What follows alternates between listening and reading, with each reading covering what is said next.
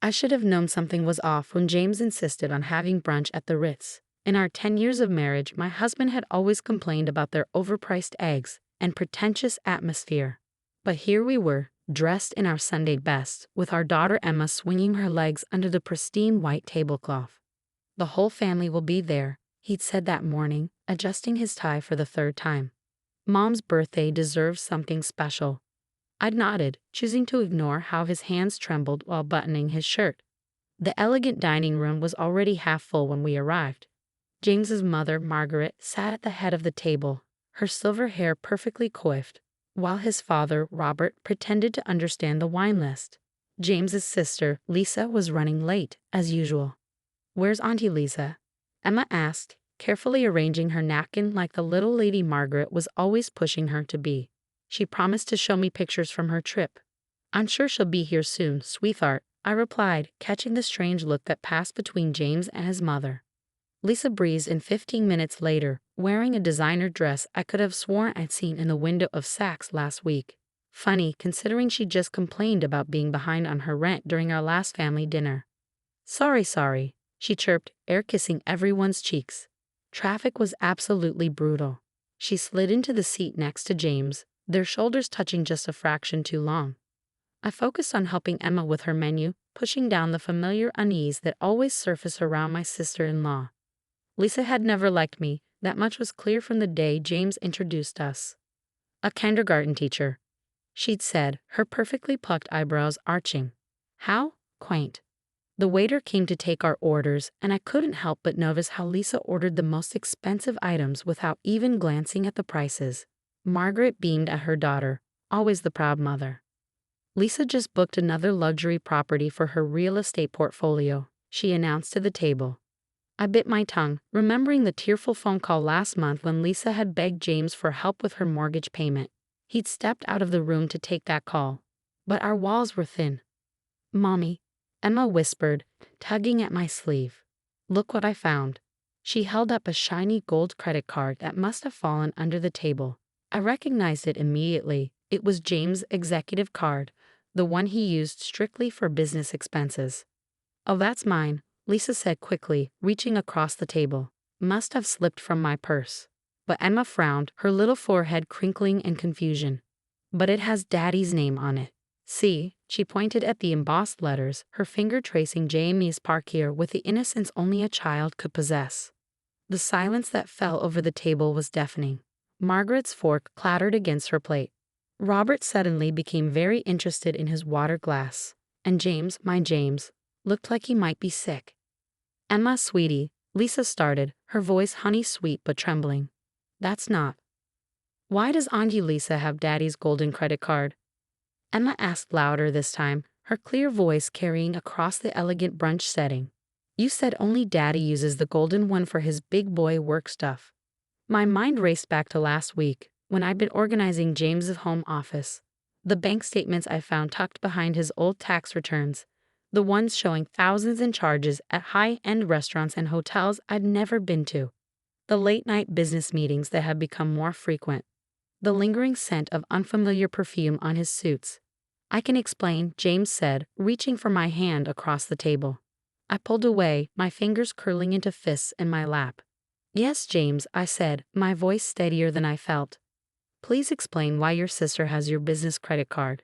The one your firm issued specifically for client meetings and company expenses." Lisa's face had lost its carefully maintained composure. "It's not what you think." "What I think," I cut in, "is that there's a perfectly reasonable explanation for why my husband's credit card is in his sister's possession.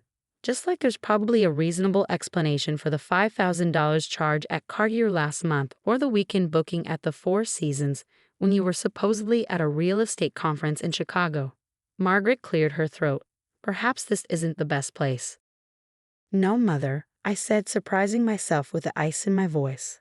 "I think brunch at the Ritz is the perfect place to discuss how your daughter has been using my husband's company card. After all, isn't this exactly the type of establishment where they've been meeting?" Emma looked between all of us, her small face clouded with worry. "Did I do something wrong, Mommy?" "No, baby," I said, smoothing her hair. "You did exactly right. Sometimes adults need little angels like you to help them see the truth." I stood up, my chair scraping against the polished floor. Emma, sweetheart, let's go get some ice cream. I think the grown-ups need to have a very serious conversation about credit cards and family loyalty. Sarah, please. James reached for me again, but I stepped back. Keep the card, Lisa, I said, helping Emma out of her chair. I'm sure you and James have plenty more charges to discuss with his firm's accounting department. And Margaret? Happy birthday. I'd say enjoy your brunch, but I have a feeling appetites might be a bit spoiled. As I walked out of the restaurant, holding my daughter's small hand, I could hear the heated whispers erupting behind us. My phone was already buzzing in my purse, probably James trying to damage control of the situation.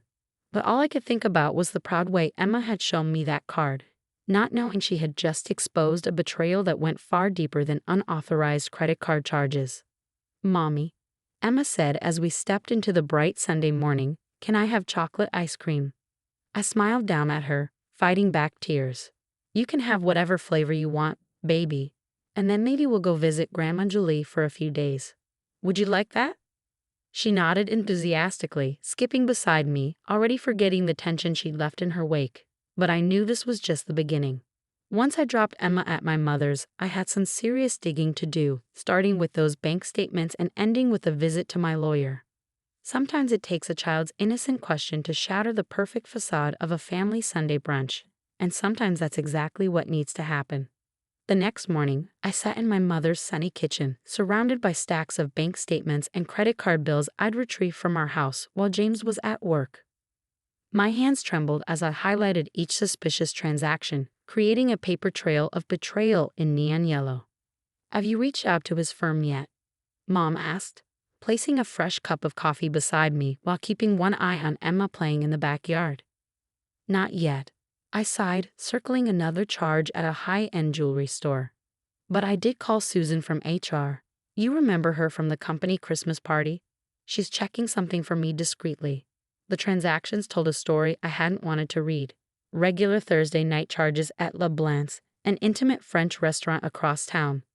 Weekend stays at luxury hotels when James was supposedly at real estate conferences with Lisa. Jewelry purchases that had never made their way to my jewelry box. My phone buzzed. You've been listed as James's spouse on his corporate hotel bookings for the past 6 months, I continued. Apparently, the firm's travel department needed a spouse's name for insurance purposes. Funny how that worked out, isn't it? I can explain. You know what the worst part is? I interrupted, feeling eerily calm. It's not even the money. It's not the lies. It's how you both sat across from me at every family dinner, watching me teach Emma about honesty and family values, while you were making a mockery of everything I thought we stood for. Sarah, please, Lisa's composure cracked. You don't understand. James and I.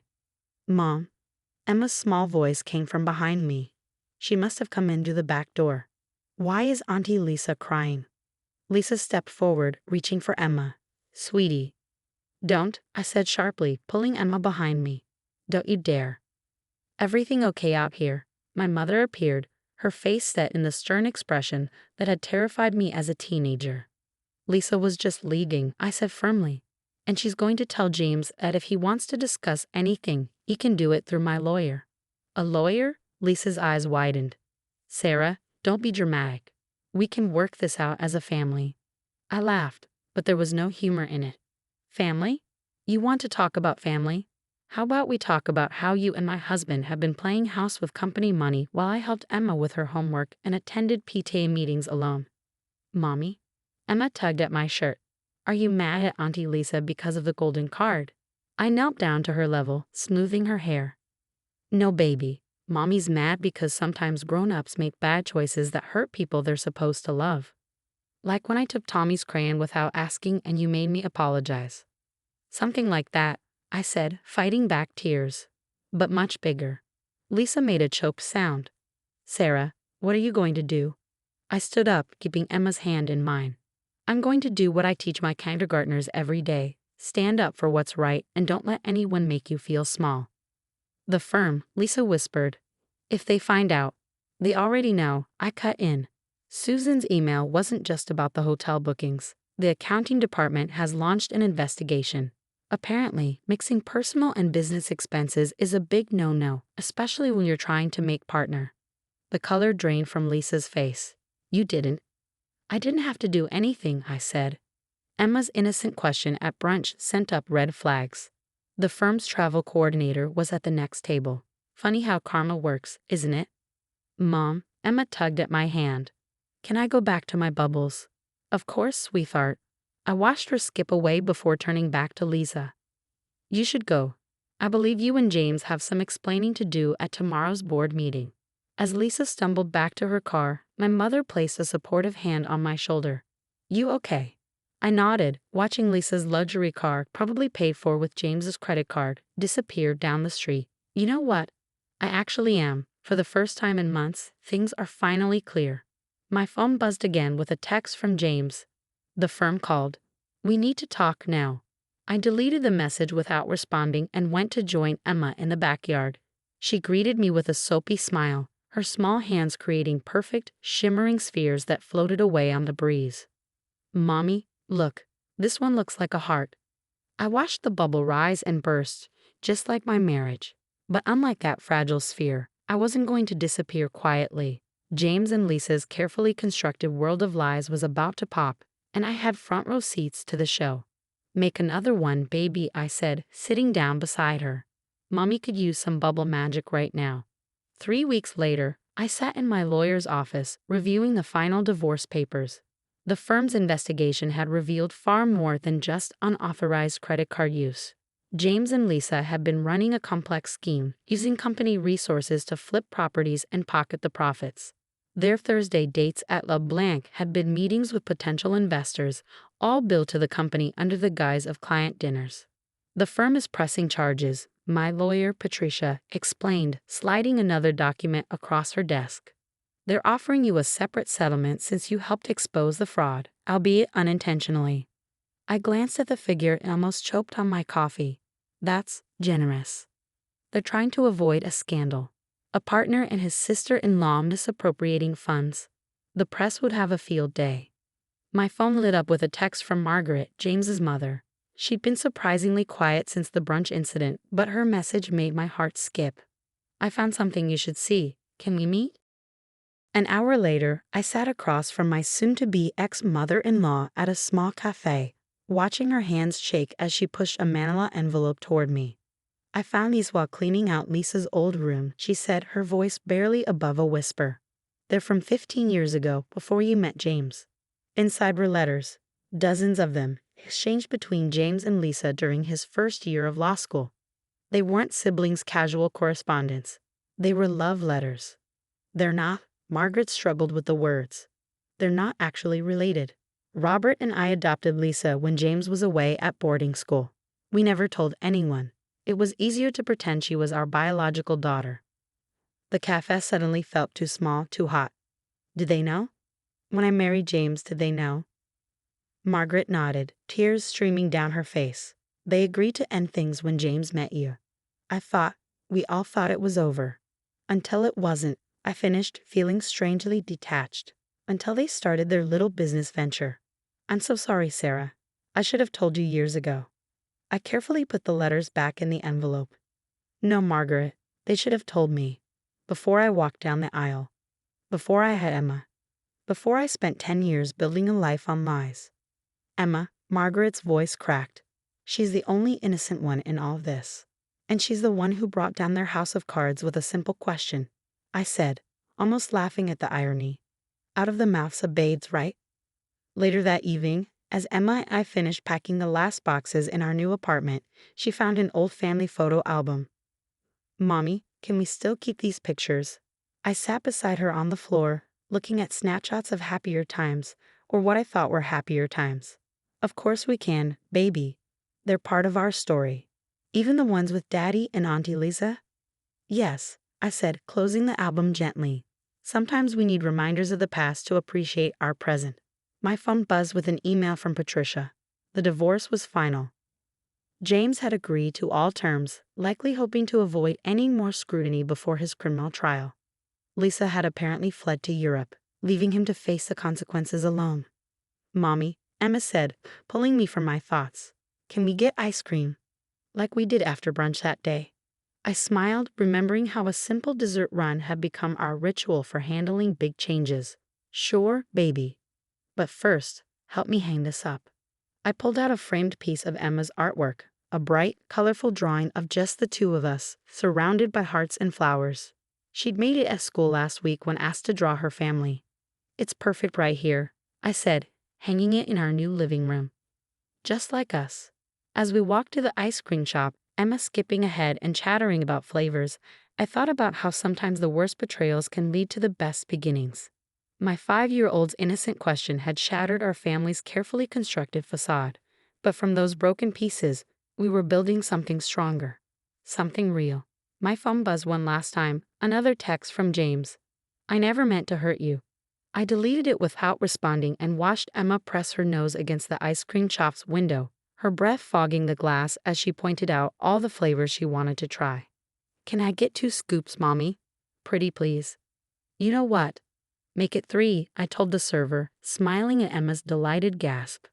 We're celebrating. What are we celebrating? I thought about the settlement money that would put her through college, about our fresh start in our cozy apartment, about the weight of lies finally lifted from our shoulders. We're celebrating truth, baby, I said, accepting our ice cream cones. And new beginnings. As we sat on a nearby bench, ice cream dripping down our fingers in the warm evening air, I realized that sometimes the most devastating revelations come from the purest sources. My daughter's simple question about a credit card had unraveled a decade of deception, but it had also set us free. Mommy, Emma said, chocolate ice cream smeared across her chin. I like our new home better. It feels more like us. I wiped her face with a napkin, my heart full. Me too, baby, me too. Because sometimes it takes a child's innocence to show us the way forward, even when that path begins with a question asked over Sunday brunch.